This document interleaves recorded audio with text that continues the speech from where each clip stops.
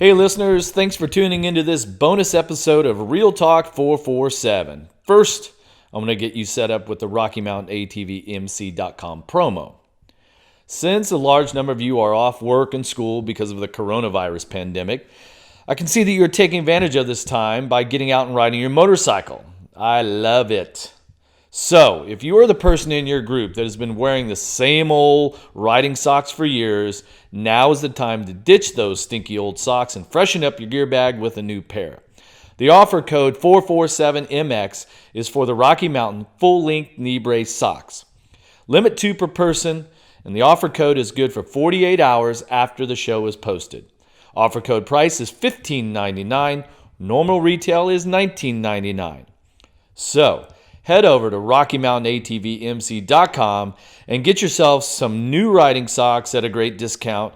And don't forget to use the offer code 447MX. Now, enjoy this bonus episode with the former MLB slugger, Dean Palmer. He said, if you can't win, wreck someone who can. Exactly. And I knew I wasn't winning that. Why do people not get out of the fast lane? Every time I see that picture of you riding around with that big-ass fro you're wearing, I still get pissed. It was that night I said preparate, but I didn't say what I wasn't supposed to say, and that's A1. Here we are. We got another one. All right. What we got here? All right, everybody. Welcome to another episode of Real Talk 447. I'm Jeff Emig, still in Florida. Still home of my partner here, Ricky Carmichael. But tonight we have a special guest. We do. My man, Dean Palmer. He's a great friend of mine. I met him years ago. He did pretty good for himself. Played in the major leagues for many, many, many years. Had a fantastic career, over 200 home runs. Well, I got all back in I the got good all the days. Yeah, stats well, right I'm going to let you. Welcome to I'm the going to let show. you do this. Thank But you. thanks for enjoyed it. coming on, Thanks my for man. having me. I appreciate it. Yes, sir. Hey, yes, sir. I'm going to go straight to Ricky's favorite segment of every Real Talk 447. We're going straight to the SX Research Department, who loves stats in everything, every sport, especially baseball. Yeah. So our That might man not had- be a good thing, though. So this guy, No, you're good. our guest, played 1,357 games You in probably the MLB didn't even know that, did you? Didn't know that. from 1989 to 2003. Started with the Texas Rangers from 89 to 97. Had a pretty good run there. Then you went to my Kansas City Royals, 97, 98. Ooh, that didn't last too long. No.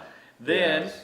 then you followed it up, ended up your career with the Detroit Tigers from 99 to 2003. Career batting average, I told him earlier, 251. Yeah. You don't think? That's good. That's pretty career. 275 career home runs, 849 RBIs, All-Star in 1998, hit 34 home runs, 119 RBIs, a batting average of 278 for the Royals, two-time Silver Slugger in 98-99, led American League in strikeouts in 1992. Wait, that's not a good stat. That's the one. That's 154 strikeouts. He You led don't want the to be in American. that stat. Hey, it worked Dude, out that- for you. But I got better. Dude, you led the whole league. I improved. Hey,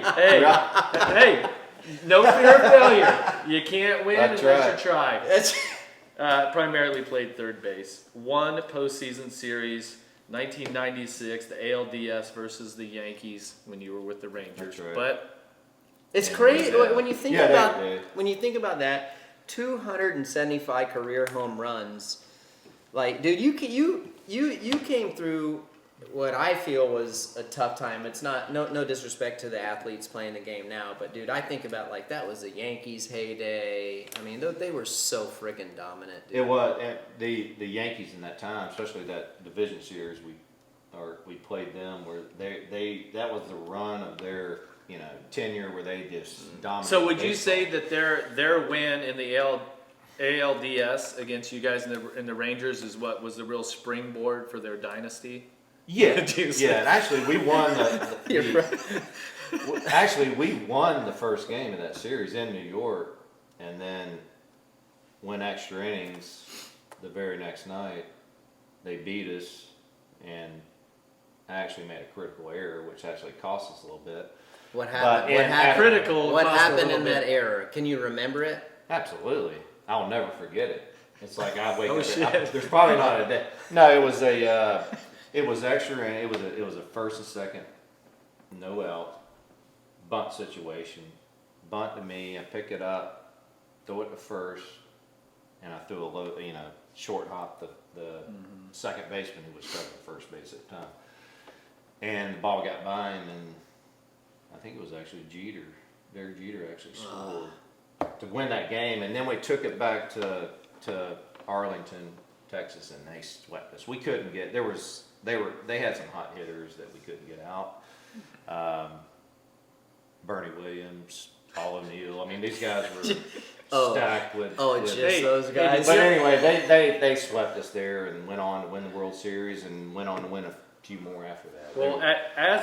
Well, before this show started, Mariano Rivera, who was the closing pitcher for the Yankees during that time, legend, was my favorite baseball player of all time. So we're gonna see if in the next 45 minutes, if you could change my mind, and then Dean Palmer would go to the I top. guarantee you, where he will change, Dean will change your mind is after we are done filming this podcast and we go to extra innings off air. That's where. Hey, did you ever get a hit off of Rivera? I remember getting one hit, like a single up the middle.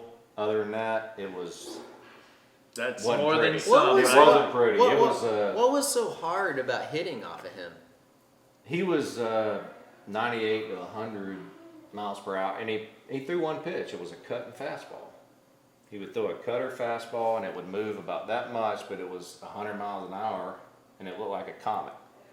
It had a tail. And it had a tail on it, and he was deceptive, kind of hid the ball, and you just never picked it up. And ice water. And running through everyone, his veins. and everyone, you knew what was coming and couldn't hit it. That's how good he was. So to me, those are the guys that are, don't come around very often. Guys that you have, they have 1-2 pitches and they still just stick it up. So, You know what? where the sun don't shine. That's right. Hey, So- this is a podcast. You can say. There you go. I got you. There you go. So, how much harder was it to hit off of him than Roger Clemens? Because I talked to your dad at the gym, so I used to see Dean's dad at the gym all the time. Like, Dean's dad is a great guy, okay? See him all the time, and he just talks to everybody. I'm like, man, tell me about Roger Clemens. Man, I went and watched Dean somewhere. It might have been when you're playing. I can't remember where you're playing, but no. Was it when Clemens was playing for Texas? No, Clemens was playing for Boston at the time. Was he? And Yeah. he's like, yeah, Dean always hit good off of Clemens. And I'm thinking at the time, dude, he's Cy Young. He's won it 7 times. So he knows what he's doing. But, like, It's matchups. What's You know, different? I might see Roger Clemens better than another hitter. I mean, Roger Clemens had great stuff and was a great pitcher, but to me, I saw him a little better than a guy like, Rivera or, there's plenty of starters that I couldn't hit. I would try different things, get up in the box and couldn't hit. It's just matchups. It's matchups, really it is. It's how you see the ball coming out of their hands. I might see it different than the next guy up. So to me, Roger was just a stud, going to get a ton of innings. Had good stuff, intimidating on the mound, a big guy. But the guys that gave me trouble were the guys that were deceptive, that really hid the ball. It's hard to explain when guys kind of hide the ball. It kind of comes out of nowhere. Well, we could call the Astros. Some of those guys, they know. Well, they knew it. Yeah, know that's what right. to do There right you now. go. They know. There you go. Right? Real quick. So Some of those guys what have is some your? time So off Dean right and I. now. So Dean and I, for you guys that don't know. So Dean and I, we go on bike rides all the time. I ride an e-bike. By the way, I had to buy an e-bike to keep up with the guys, so and I still can't. Hey, I love it. No, you do. Right You now. just hit turbo. Hey, you just got a check right there. Okay, you're working your way up. I So, like this guy. Dean and I- made me spend money. And it's been the best, dude. It has been. And you've yeah, been, it's we fun. cycle Yeah. all the time during the weeks. And anyhow, So when we're on these when we're on these rides, we have great conversation. I always pick Dean's brain about baseball, and he picks mine about moto. With our relationship, he kind of follows a series. Anyhow, so, and I'll be honest with you, I asked Dean, 275 home runs, and were you box stock? Did you ever mess around and dabble? No, I didn't. I was clean. I didn't need it. That was one thing I kind of was. Well, I would have said in 1992, probably could have used a little. Dude. Hey, I was young. Maybe you needed these? I was young. I was young and inexperienced and swinging. You were at just everything. swinging. He was like Swinging. me in 1999. Yeah, You're going for the fences. Exactly. Going I for the was fences. swinging hard, and if I ran into one, it worked out. But if I didn't, what you saw there was Chicks leading the dig- league in strikeouts. It Chicks didn't work dig out. the long ball, right? That's right. Yeah. That's right. He was like.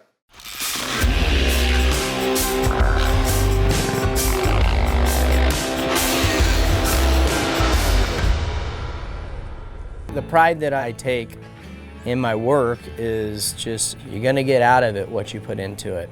As simple as to washing my motorcycle. Always wanted my bike to be clean, every nook and cranny to be spotless. Just, you took pride in that. Longevity it's really important. You only want to put good gas in your bike, right? Well, the same needs to be for the cleaners too.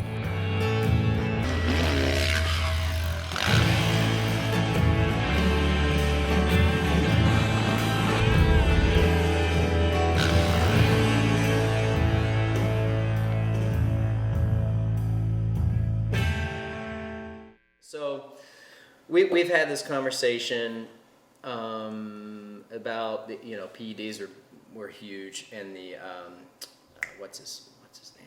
I'm drawing a blank. Barry Bonds. That was big. And Well, it really began with Socha and McGuire when all of a sudden McGuire, all that crushing guys. the So home what run. I asked Dean was this. I said, dude, did it really help these guys? Come on, man. Did it doesn't help their eye-hand coordination, does it? No, you still got to. What you was the still big- got to square it up. I think it helped. To me, it helped.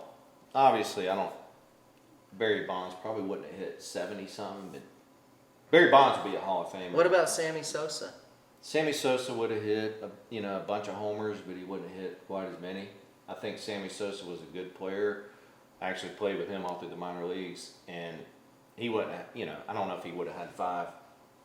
I don't know what he ended up with between 500 and 600, but he probably wouldn't have had that many. But he would have done pretty well. I think the guys you saw that it really helped were guys that were 5, 10, Mid-pack. 30.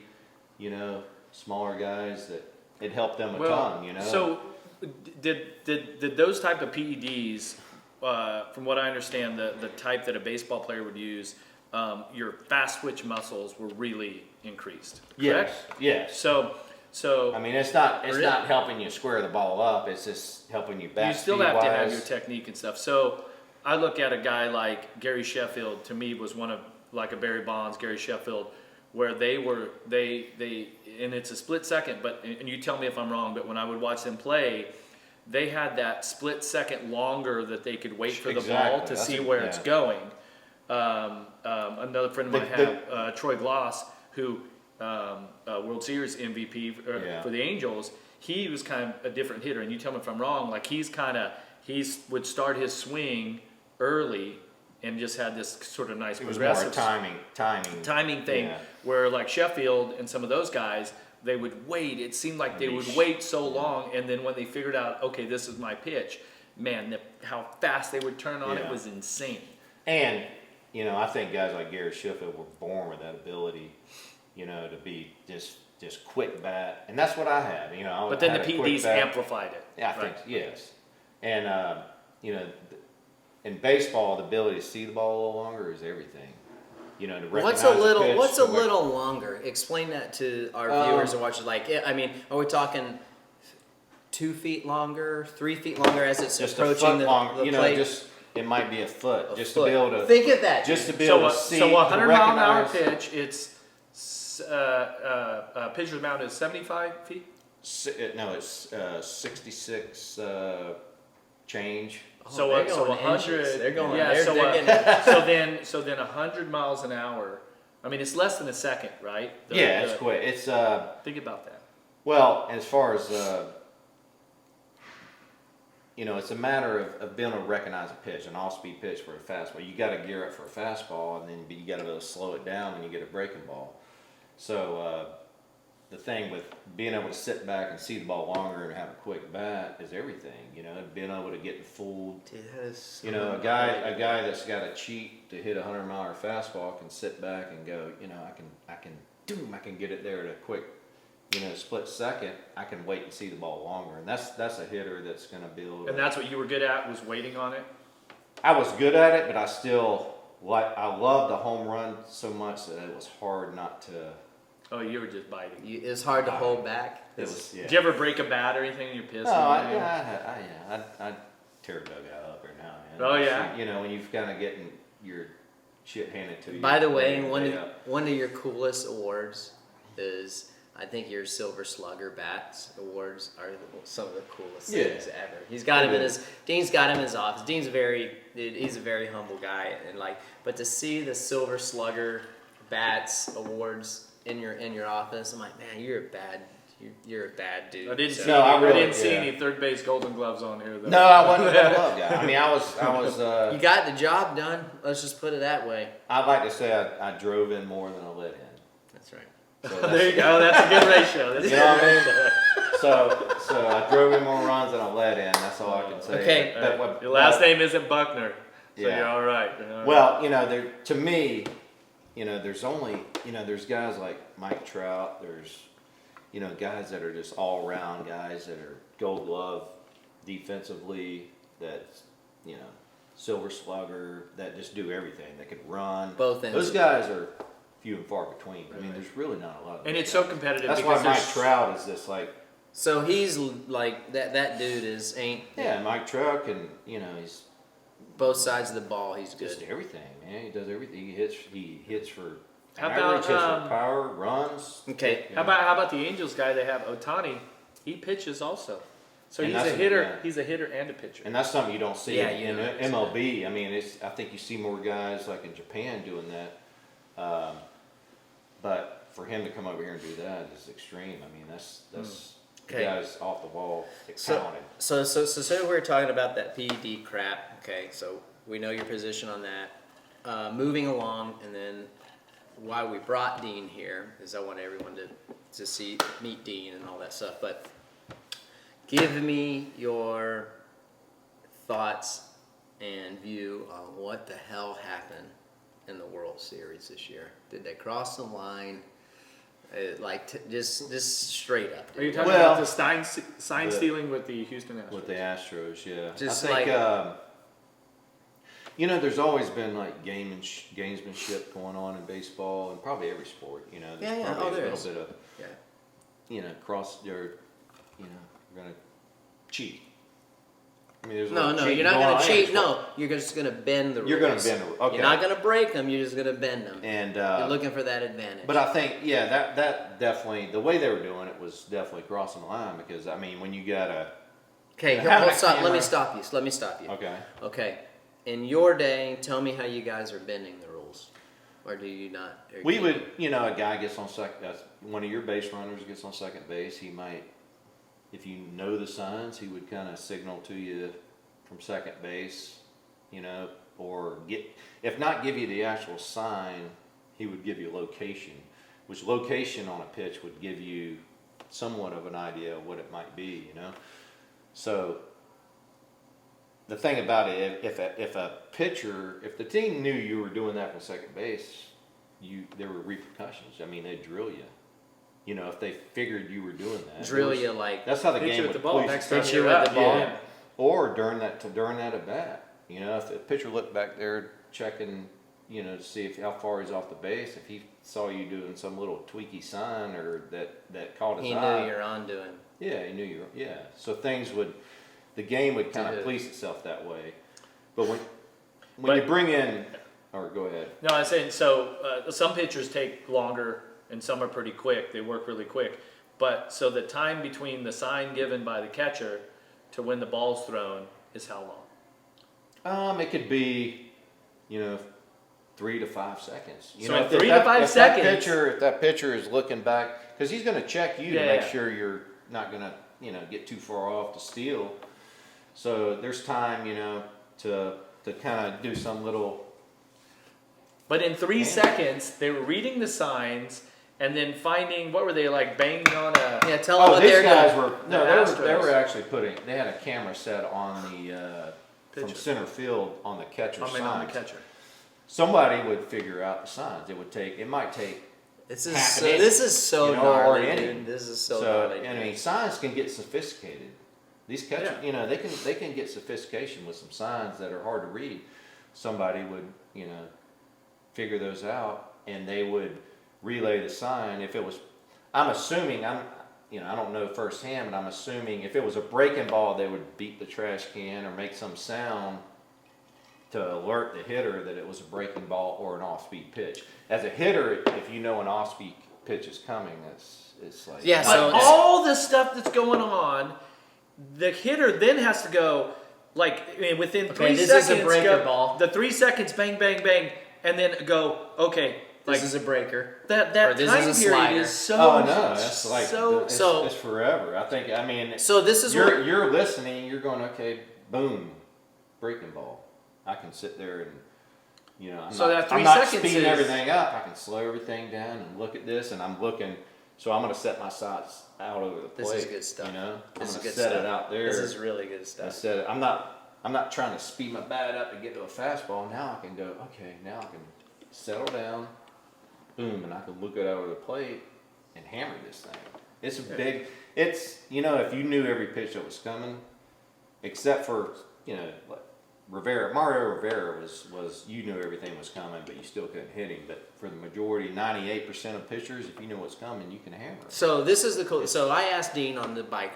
I asked Dean on our bike ride. I'm like, okay, dude, you got to go layman term with me. Tell me what that does. And I can't remember what hill we were on or whatever freaking trail we were on.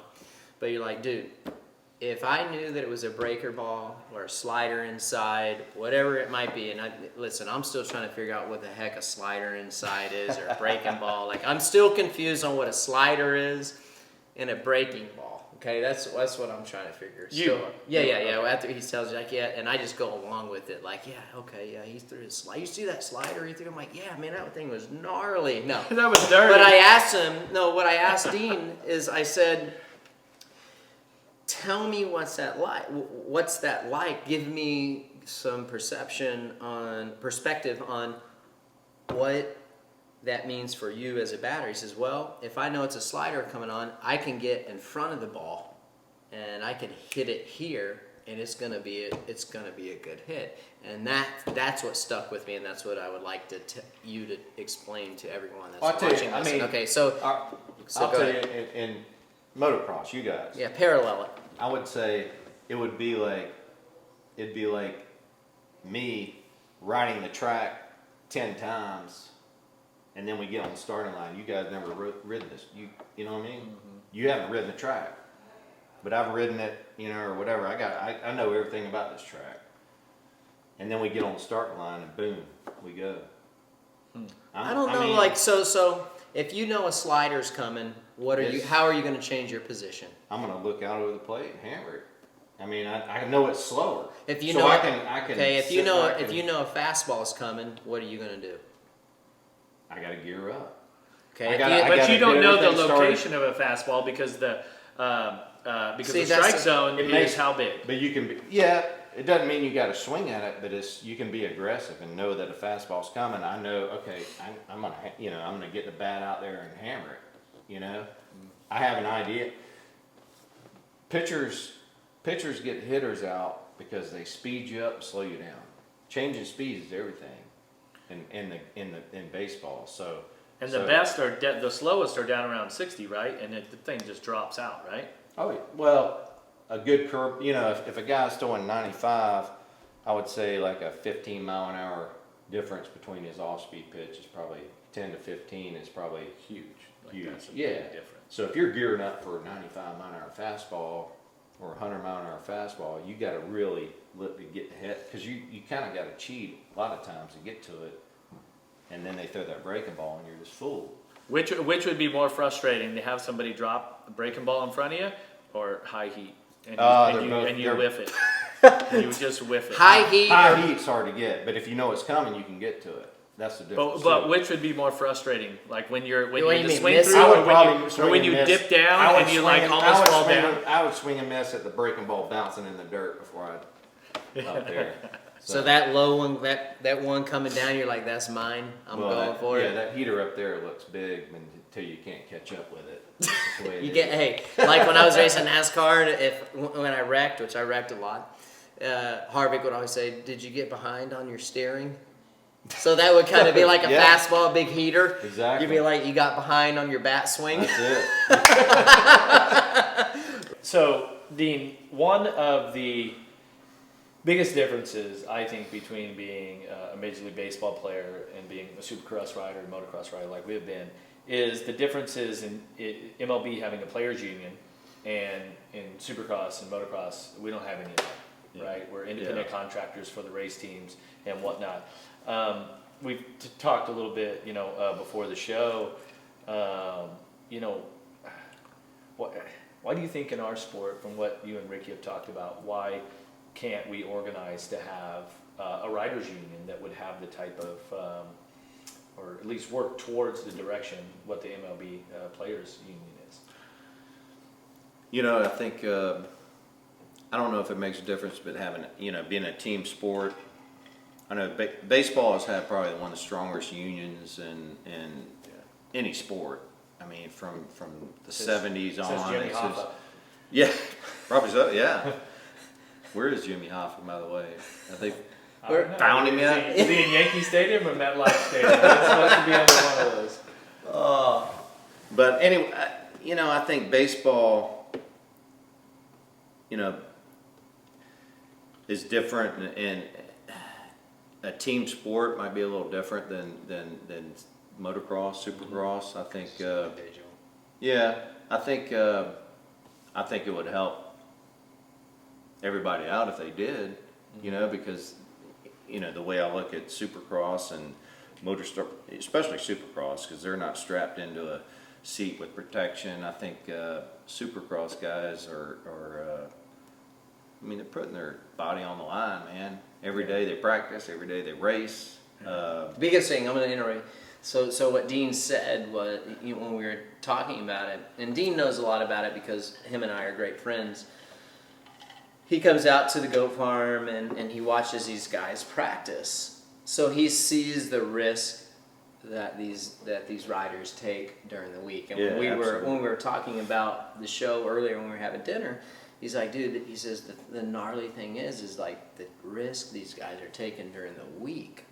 Yeah. So, yeah. So I think that if there's a way to get some kind of brotherhood together to help everybody out, it'd be great, because the way the sport is kind of set up is you get a top percentage that are making a good living, and then there's guys that aren't and that are living probably week by week, and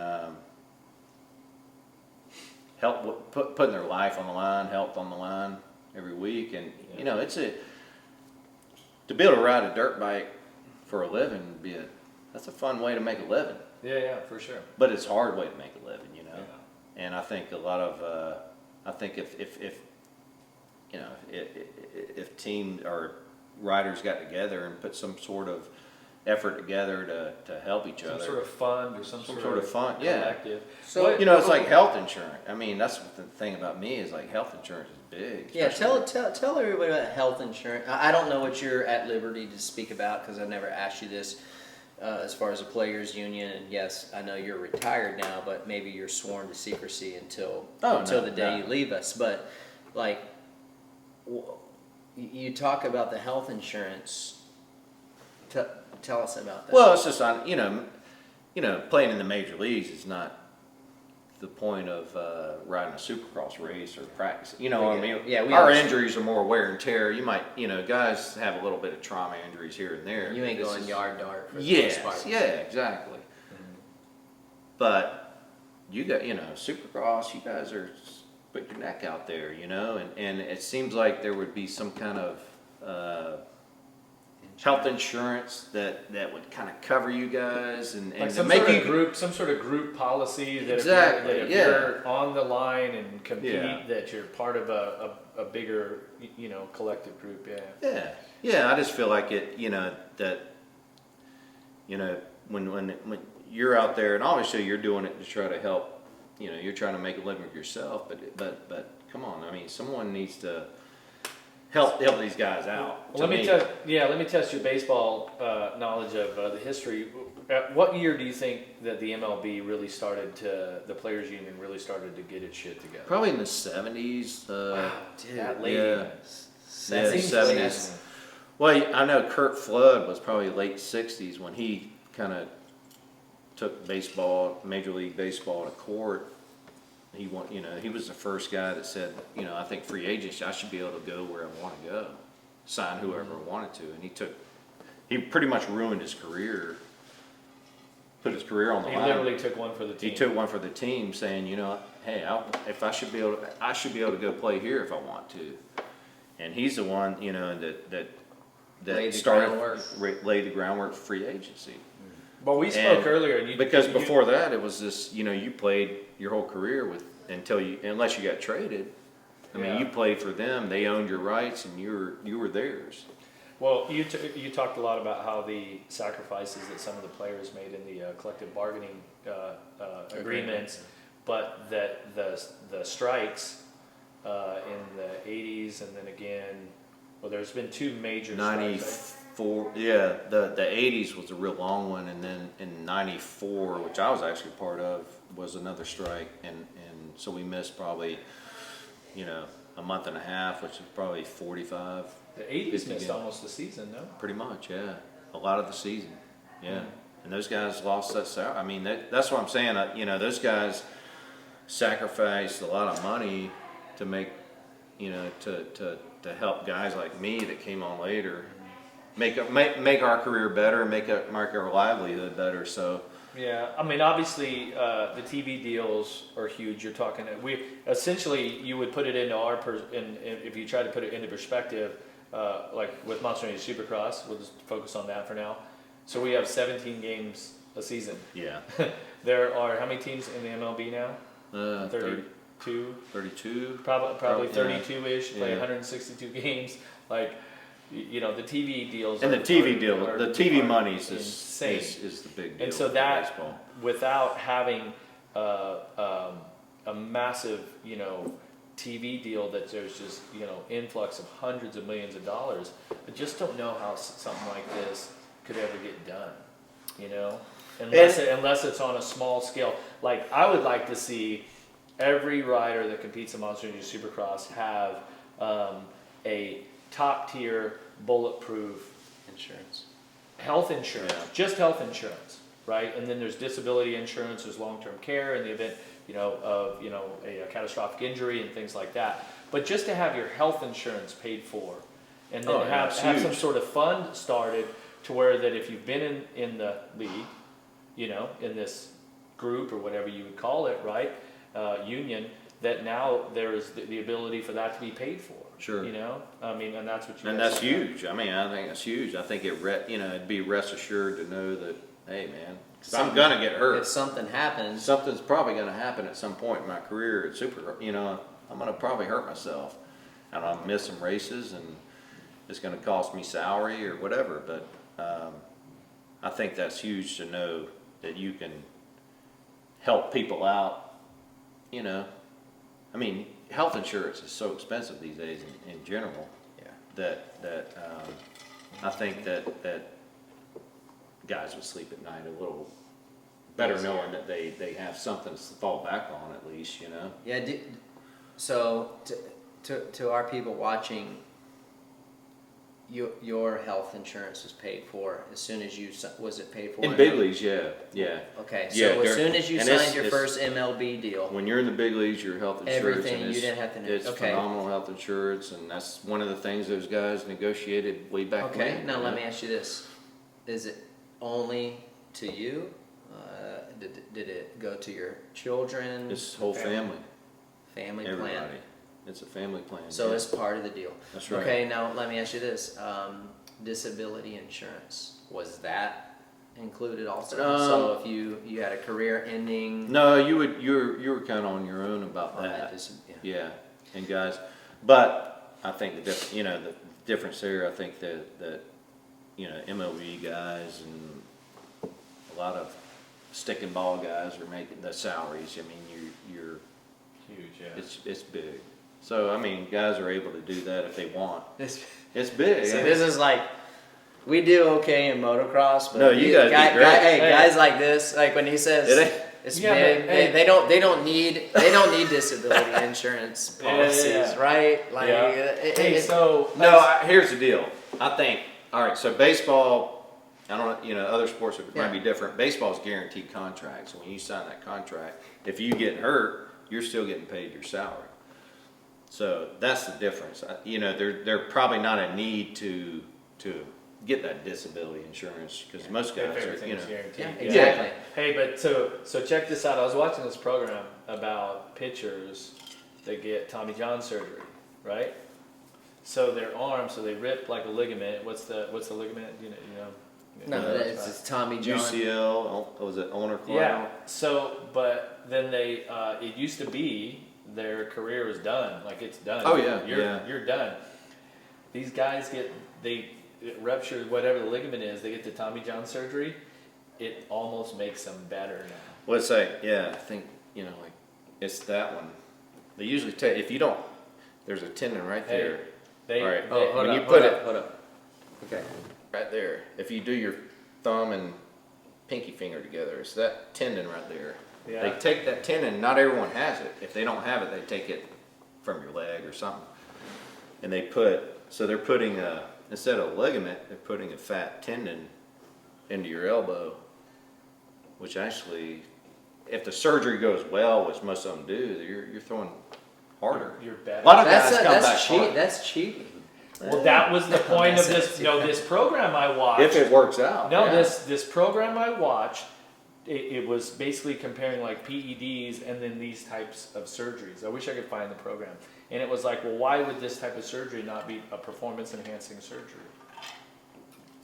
I mean, Just- guys come back. I mean, let's there's just no, stir there's no. That's baseball for you right there. Guys come back stronger. A lot of them do, but a lot of them God. don't. Y'all there's some cheating son of a guns. You got the sign. You ain't cheating, you ain't the trying. jug, Hey. the Tommy John, the hey, So sooner how- or later there'll be they'll put So some how- robotic deal in there. And, How this came about was Dean and I were on a ride, and this is before your e-bike. And he's like, "Dude, why So why it was don't a you shorter guys ride. have a riders union?" And I explained to him like, "Hey, this is a problem. At the end of the day, for our viewers and our listeners, I feel like, and this is what I told Dean, and Dean, you can elaborate on it. I said, I just don't think that everyone would stick behind each other.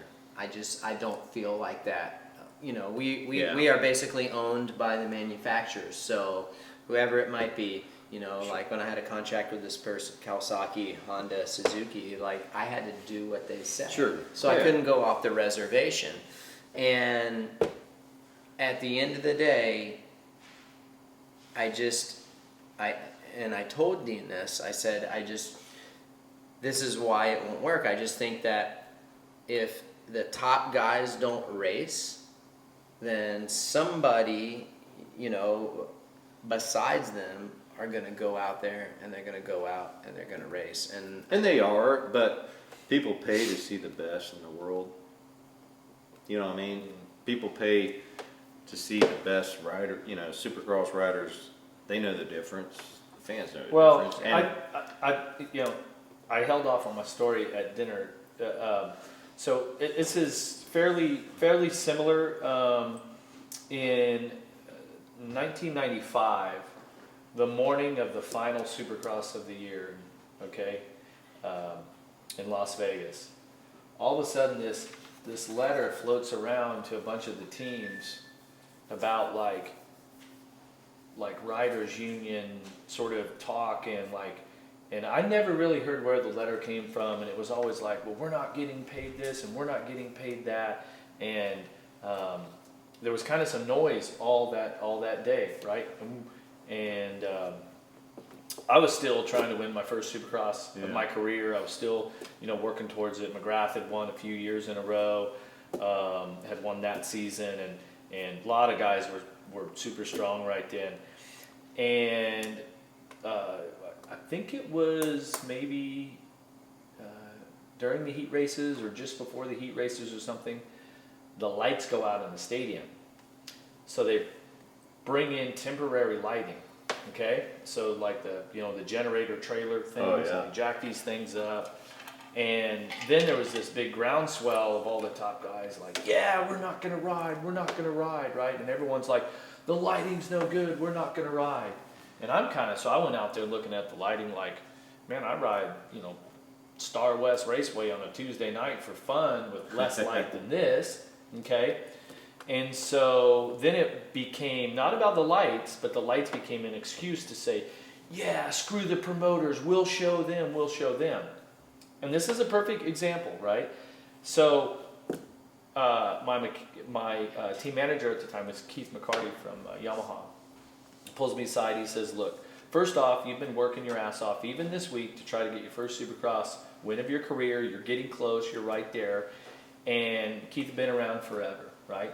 He says, secondly, if you think that all you riders are gonna stand together and by not riding, you're gonna get the promoters group, which at the time was 3 different promoters. This is so gnarly. If you think that you're gonna twist their arm and they're gonna give you points fund and this and that you're not getting, he's like, trust me, you are sadly mistaken. He goes, that is not how theyese guys work. They're gonna replace you, right? And so I had a decision to make myself. A bunch of the top guys, McGrath, maybe Henry, Lamson, Michael top guys Mike at the time, Kudrowski, a few guys. And it seems like that we had qualified, because I feel like you guys had qualified. It was sometime after the heat races. Yes. So I had a decision to make, and I thought to myself, okay, like taking into consideration what Keith had said and going, okay, by not riding, are we gonna, show the promoters and like teach them a lesson and get them to give us something? And I thought to myself, and I said no. Yeah. And then I walked down into the stadium, and I walked in there and I looked at all the lighting, and I'm kind of like, wow, this isn't that bad. Yeah. And then I looked at the fans in the stands who have all paid their money, and it was that point where I said, okay, I essentially crossed the line. I said, this isn't the right forum for us to do this, okay? And I'm gonna ride.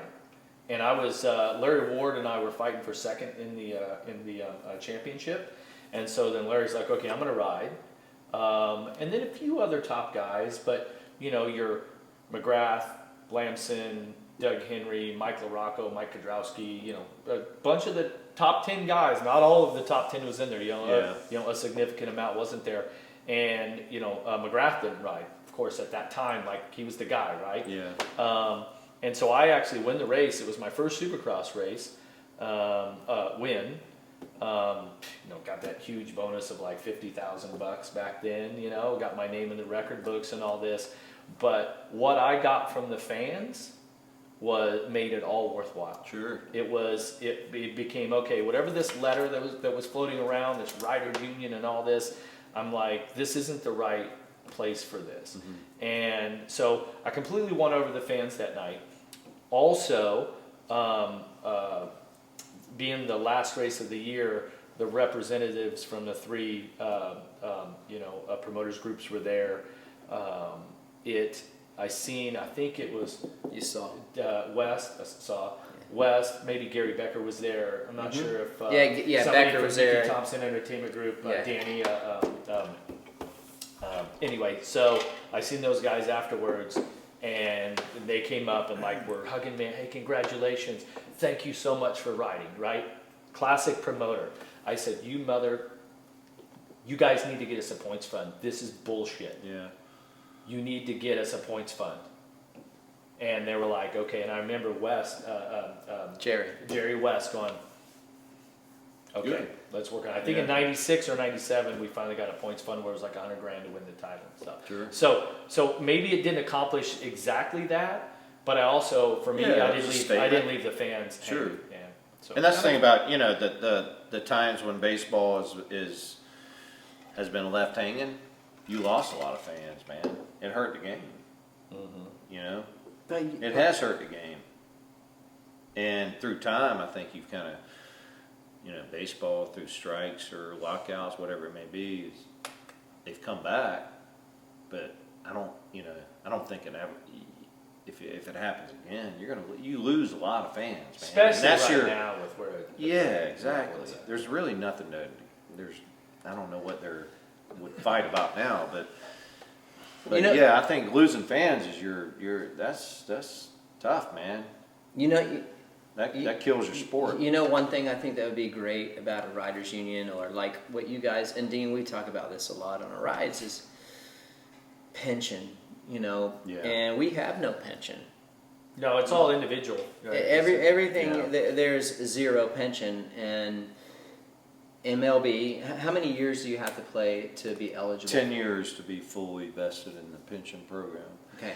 and you know it's like that's probably in Supercross. That's probably eternity, right? I mean, how many? Yeah, I mean, I raced 10 seasons. Yeah, I basically. mean that's a lot of years. I mean, Yeah, but if you know and you're able to compete for 10 years, and you know, like, hey, man, well, I think gotta it would make- probably needs to be shorter, probably, and it would. So in let's that just say sport, 7. because I think Seven. yeah. I mean, I think your sport is a younger game than a lot of sports. I mean, What we need is some really smart money managers from some of the banks to get in here and take some interest in what we're doing and produce some sort of fund that could start to compound. So it's a young career, but it's a short career for athletes. Pretty much, it's a short career for most athletes. we were talking a little bit about disability insurance, and so I'll be honest. So for me, I started paying for disability insurance in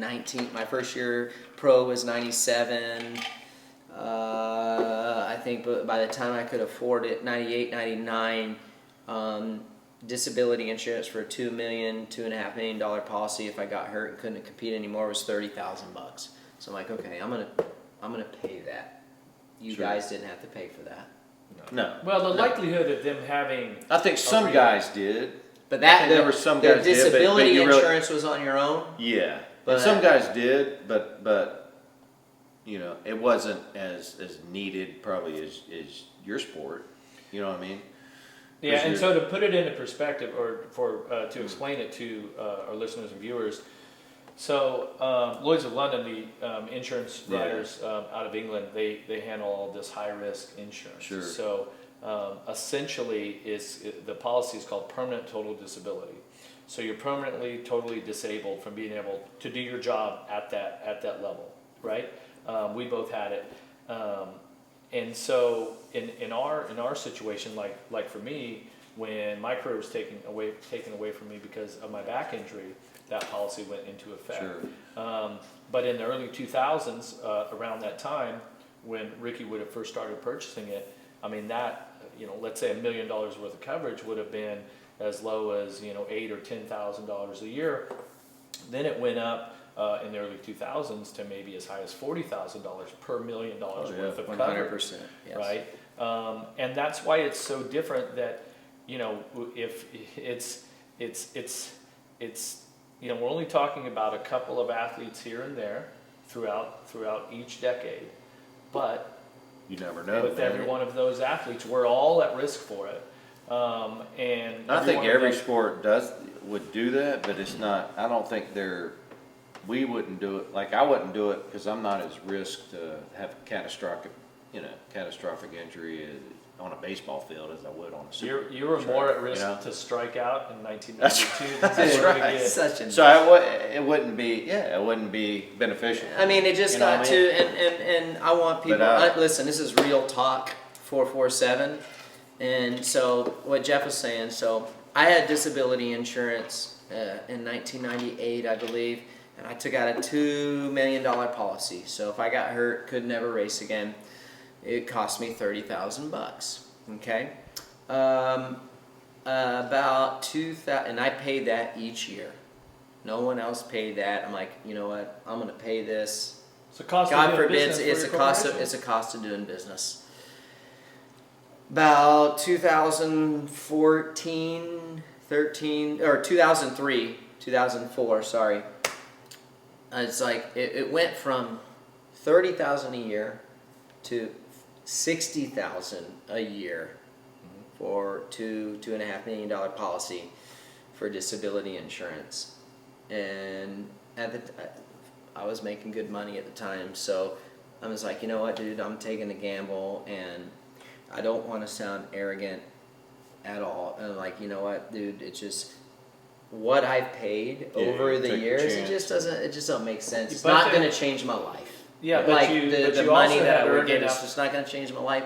And so I guess my point is, would a writers union, if we could implement something like that, do you think that would help? Absolutely. Like what like, and do you? So when we were on that bike ride that time, do you think our sport is big enough to have a writers union? I think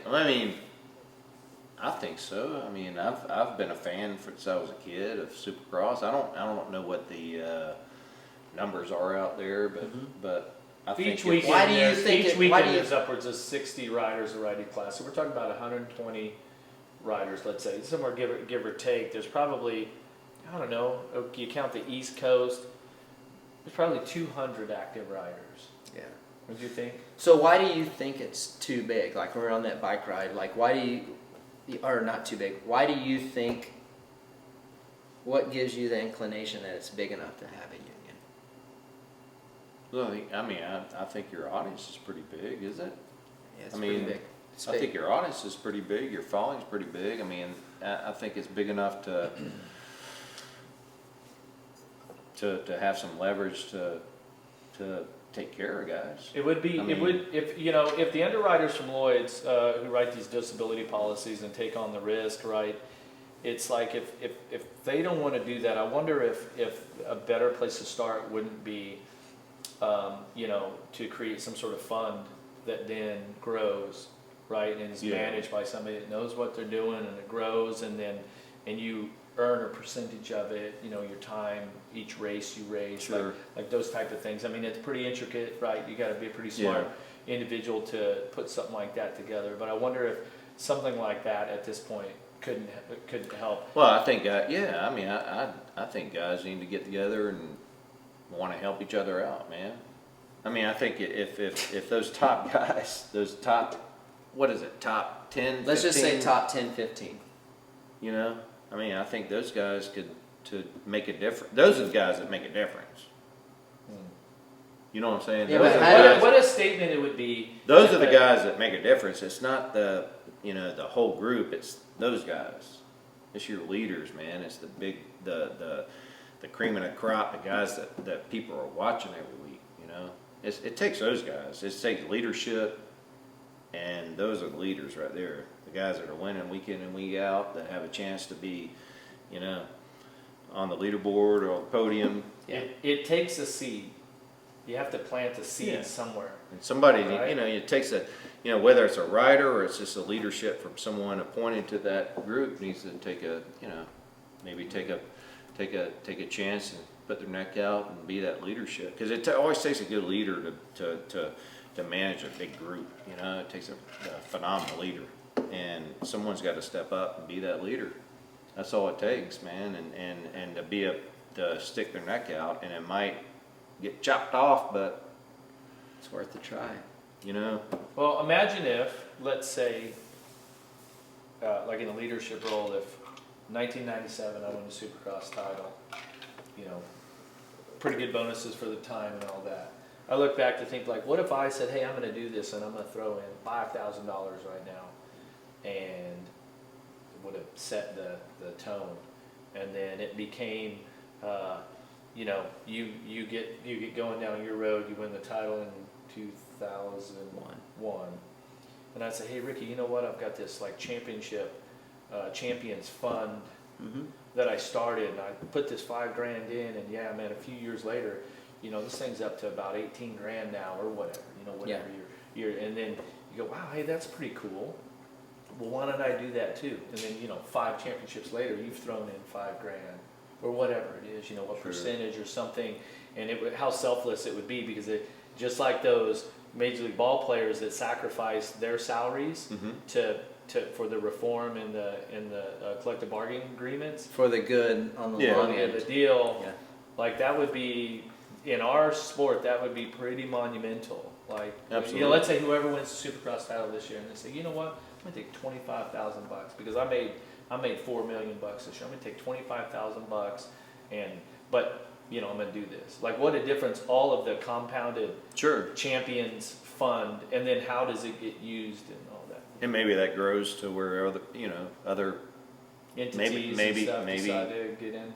you know, maybe companies, maybe factories start kicking in, and maybe it grows. Or outside sponsors. Right outside, maybe that grows and that would grow the sport probably, you know, just even more. I'll tell you what we need some of those guys, some of those bankers that were in charge of all the mortgages back in the days.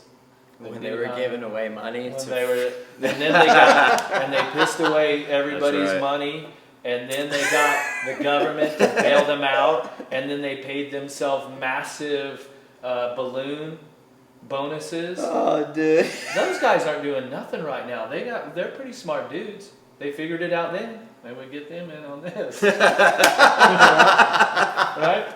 Damn. I just watched The Big Short the other night on my flight back from England. That's how I'm like, dude, that was crazy. Anyway. Yeah, this is something we could talk about, you know, and the reason I wanted to bring Dean on, he's a dear friend of mine, and we talk about these things, and, you know, he comes from playing in the MLB for 13 years, and he just asks, and he recognizes how big that Supercross is getting, and he was asking that. So, yeah, that's why I wanted to bring him on, and I've told Jeff about this many times, like, dude, we got to get Dean on. This would be great, because it's a hot topic. You see all these keyboard warriors, like, dude, why don't they have a writers union, blah blah blah. But it's hard. It's different. It's different than. Tell everybody what you said at dinner. I'm gonna say, Dean said, you know what, dude, it's a little bit different because moto is an individual sport. It is, yeah. It's an individual sport. I mean, not to say that guys can come together and do something big, but it's different, man. Well, 100 years ago, MLB players were getting totally hosed by the owners. And something happened. I mean, like Babe Ruth made a boatload of money, but the rest of it, you know. Yeah, but you guys ain't nothing compared to Babe Ruth. I mean, I'm messing with Dean. We were having a good time grilling out one time. He's like, screw the Babe. I'm like, dude, just, hey, like, could Babe hit a breaking ball slider, like a slider breaking ball? He'd probably figure it out. Hey, you know he was a pitcher. He'd probably figure it out. Yeah. There you go. Good stuff, man. Yeah. Good Well, you can't throw a cut fastball like my buddy Rivera. No chance. But I really have enjoyed having you on the show. Thanks for having me, man. So I enjoyed it. You may not be Rivera, but you're definitely on the list of my favorite MLB players right now. So Thanks, bro. appreciate you being Yes, on. sir. Dude. Thank you, my man. Yeah, man. We get that Enjoyed e-bike going next week. We'll have a slower week. It'll be good stuff. All right. Thanks to all of our listeners around the world and our sponsors, of course, Rocky Mountain ATV MC, Slick Products, Emig Pro Grip by ODI, and Fox Racing.